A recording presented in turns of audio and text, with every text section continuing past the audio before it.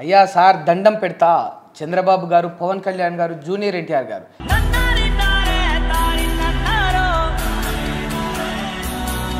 ఎలా అయినా మీరే నా బిడ్డను బ్రతికించడని ఒక 19 ఏళ్ల కుర్రాడి తల్లి ఆవేదన ఈ విధంగా ఉన్నది.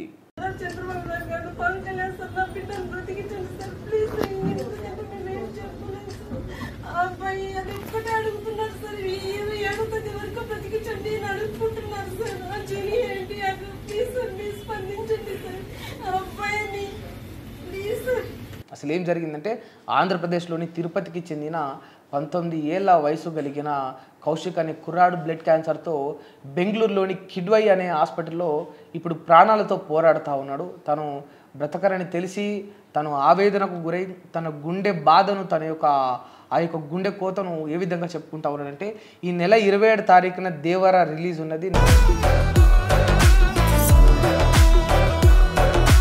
నేను ఎన్టీఆర్ గారికి వీరాభిమానిని, దయచేసి నన్ను ఆ సినిమా చూసేంత వరకు బ్రతికించడని చెప్పేసి తను హాస్పిటల్లోనే ఆ యొక్క డాక్టర్లను, చికిత్స చేస్తున్న డాక్టర్లను, తల్లిదండ్రులను వేడుకుంటున్న దృశ్యాలు అందరినీ కూడా కలిచివేసినాయి. తన యొక్క కొడుకు ఆ బాధను, చావు బ్రతుకుల మధ్యలో తన కొడుకు పరిస్థితిని చూడలేక ఆ తల్లి ఆవేదన ఆ విధంగా ఉన్నది.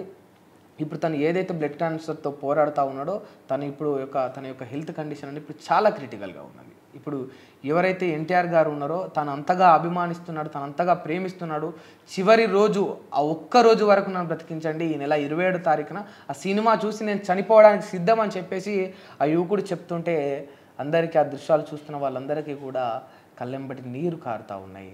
దయచేసి ఎలా అయినా కూడా ఒక మంచి హాస్పిటల్లో ఒక మంచి వైద్యుడి చేత ఒక మంచి వైద్యం అందితే ఆ యువకుడికి బ్రతికే అవకాశాలు ఉంటాయి. పూర్తి స్థాయిలో ఖచ్చితంగా మంచిగా 100 ఏళ్ళు బ్రతుకుతాడని గ్యారంటీ ఇవ్వలేకపోయినా కూడా ఇంకొన్ని రోజులు బ్రతికే అవకాశం ఉంటుంది.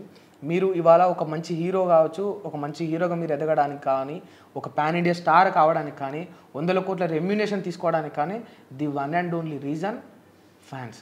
ఆ అభిమానులు చూపించే ప్రేమ, వాళ్ళు మిమ్మల్ని గుండెల్లో పెట్టుకొని దేవుడిలా కొలవడం వల్లనే ఇవాళ ఈ స్థాయిలో ఒక హీరో ఉంటాడు.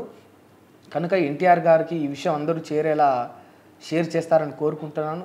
ఎలా అయినా ఎన్టీఆర్ గారు దీనిపైన స్పందించాలి. మీరు ఆర్థికంగా కావచ్చు, ఇంకో రకంగా కావచ్చు, ఆ కుటుంబానికి అండగా నిలబడి మీరు సపోర్ట్ చేస్తే ఆ యువకుడు బ్రతికే అవకాశం ఉంటుంది. Thank you.